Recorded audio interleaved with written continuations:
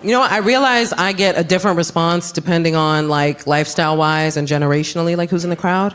Like if it's older people or people with kids, they'll be like, woohoo, you made a person. But like young single people, y'all be like,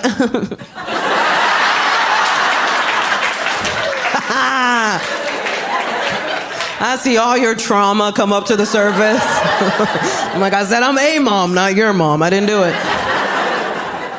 But I get it, because we're having different conversations now, right, about parenting. Right, we're getting into it, man. Parenting conversations are changing, and they should. We have some archaic views on parenting that I really think need changing. Like the belief that it makes or breaks you as a woman to have a baby. No, it doesn't. If you want to have a baby, have a baby. You don't want to have a baby, don't have a baby. It's nobody's business.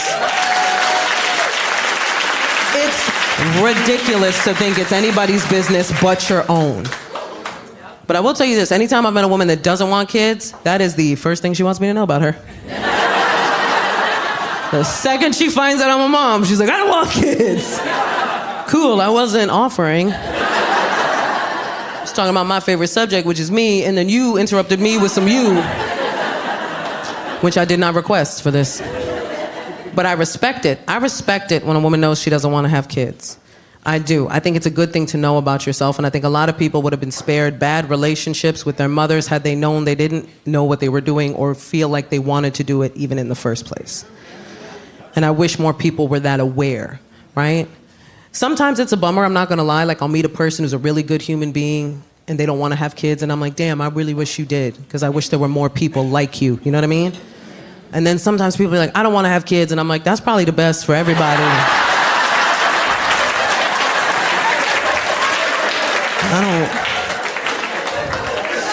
I don't think you should have houseplants. Like, I don't know if you know how to love, bro. We're having these different conversations that I feel like are so important because we're talking about things that definitely people that grew up in certain generations never heard of. Right? Like, we're talking about toxic parenting. Right. We never heard that growing up.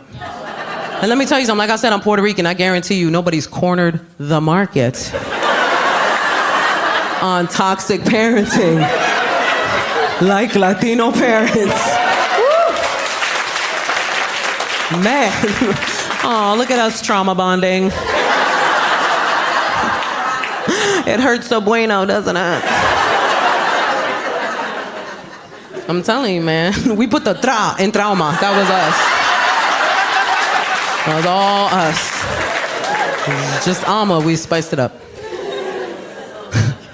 That's why we have to talk about stuff like toxic parenting, because a lot of us didn't even realize we had toxic parents until we looked over our childhoods with today's guidelines.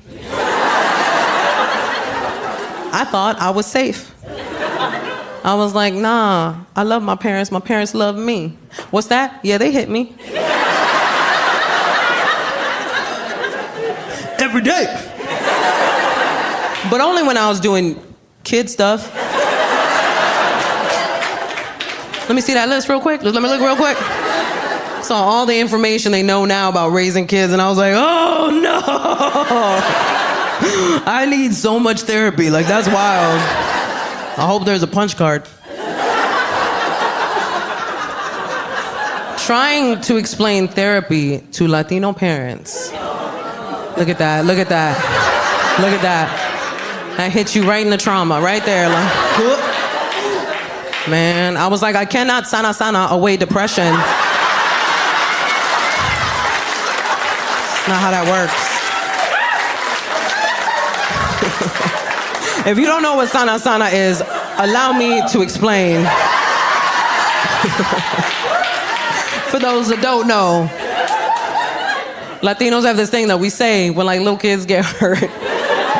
It's a little rhyme, make them feel better, you know what I mean? Sana, colita de rana, si no sanas hoy, sanarás mañana. You're all healed.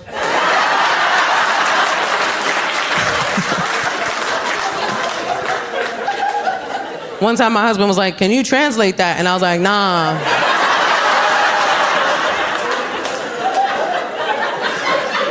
Nah, man. Anything you translate from another language into English always loses something. Because the other languages are often so poetic, especially Spanish, such a poetic language. And if you translate it, it just loses all validity. Because translated, it's save, butt of a frog. If you don't heal today, you'll heal tomorrow. It's just passive-aggressive witchcraft. That's all it is. That's all it is. Save, butt of a frog. You have to say it in Spanish or your children will have nightmares. Like, you can't...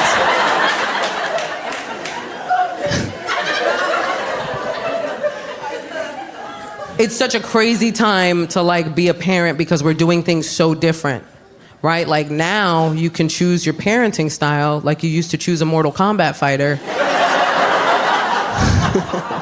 Our parents only had one style. It was survival. That was it. They just had to make it through. But we chose conscious parenting, me and my husband, conscious parenting, which is annoying. I'm not gonna lie to you, it's annoying because it's not permissive.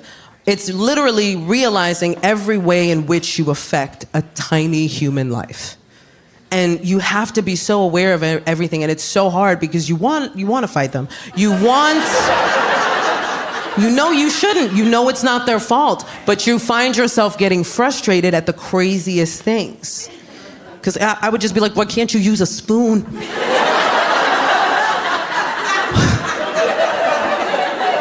Give my son a spoon, he's like...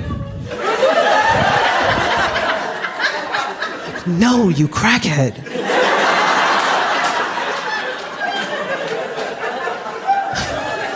It's just yogurt everywhere now. And the stakes just get higher and higher as you go along, what you have to teach them, what you have to be patient with, because now we're at potty training. Literally, there was one time my son made full-on eye contact with me as he pooped on my living room floor. And as a conscious parent, I was like, way to listen to your body, little man.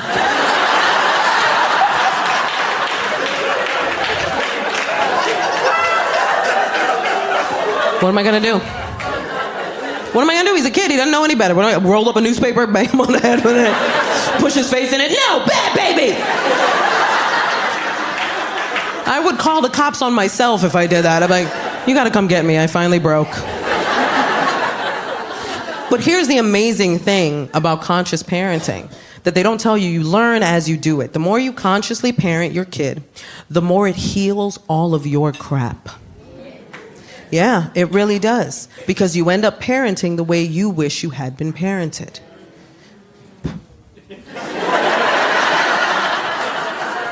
I found this out in the moment with my son because we do affirmations every morning. I know, it's adorable. Don't get it twisted, it's Snoop Dogg affirmations. I want to thank me. No, it's a great affirmation. No, Snoop Dogg has a kid show. If you don't know, it's amazing. Yeah, right? Doggyland. If you don't know about it, watch it. He plays a character named Bow Wizzle. You're welcome. The songs all slap. You're welcome. So we were doing our Snoop Dogg affirmations, and my son has that cute little toddler voice, you know what I mean? Like that, like I was like, say, I am strong. And he's like, I am strong. Like, say, I am brave. He's like, I am brave. And then I felt it, like all the stuff I didn't get. You know what I mean? In that moment, I felt that. And like, before I knew it, I was like, say I am loved. I'm learning French now. My biggest fear is I'm gonna speak French with a Mexican accent. Because that's the accent I'm most comfortable and confident in. But that's gonna be ridiculous if I'm like, órale, ¿cómo se va?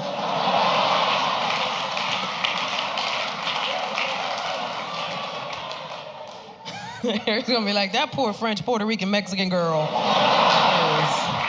She is confused. The wrong accent can mess up the mood. Right? Like I downloaded a meditation to help with anxiety, and the guy doing the guided meditation had a Cockney British accent. I don't know if you've heard this, but it is not comforting. Like I hit play and he was like, hello! My name's Nigel. I'm here to help you with your anxiety. All right, close your eyes. I will do no such thing, Nigel. I don't feel safe. We're gonna give thanks for everything. I'm always jealous of people with like awesome accents or tattoos. I saw this guy with a compass tattoo, and in the middle of the tattoo it said, "You are here." I was intrigued. I was like, "Hey, what does your tattoo mean?" And he was like, "Oh, this? This is for like when I feel lost. I just look down and I'm like, nah, bro, you're right here."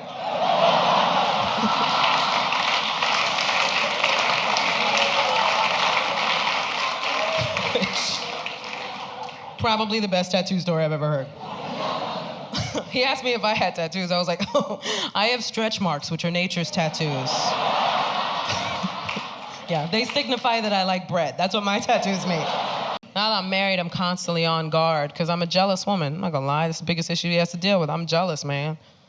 You would think it would chill out when I got married. If you talk to my husband a second too long, I'm like, I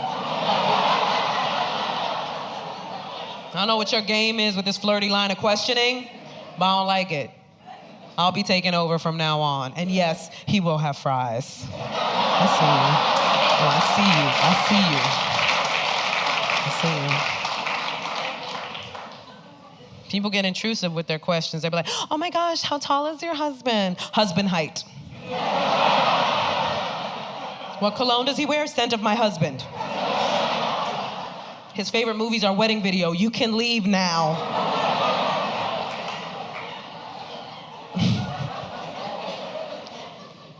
They don't tell you this, but when you get married to somebody, you marry the entire bibliography of their issues. And you marry their family who gave them those issues. Like his mom never made him clean up his clothes as a kid. Guess whose problem that is now? My husband will leave little piles of clothing on the floor as if he was raptured out of our apartment.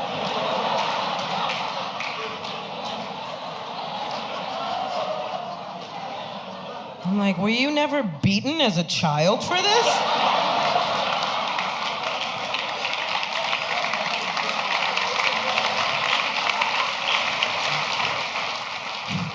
We were clearly raised differently. I noticed one time he had an argument with his mom in front of me, and I was shocked because I didn't realize you could argue with your parents. Like, Latinos live in fear of our parents well into our early hundreds. Right, like, I'm trying to argue. I love life. He saw how shocked I was. He was like, "Don't worry, I would never talk to you like that." And I was like, "I don't suggest it."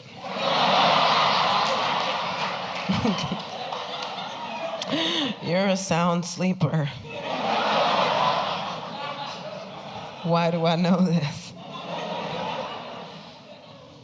When you get married, you gotta get used to somebody being in your space all the time. Like when I was single, I woke up alone a lot. Now every time I wake up, I'm like, "Ah!"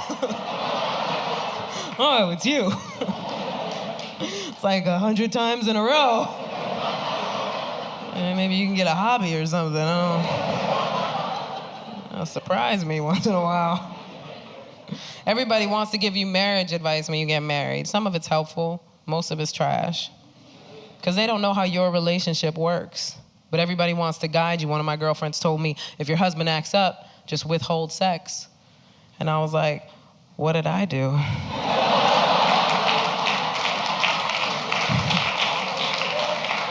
That punishment affects both of us. I don't like your methods. Don't go to sleep angry, that's another one. I go to sleep angry all the time. Because he falls asleep before me and I'm just like,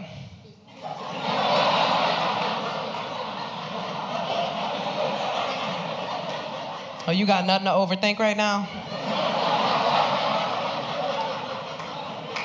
Okay. I had to get used to being responsible to another person too. That was hard, man. When my husband asked me if I paid my credit card bill, I gotta stop myself from being like, none of your business, bro. Because then I remember like, oh yeah, it is his business. And no.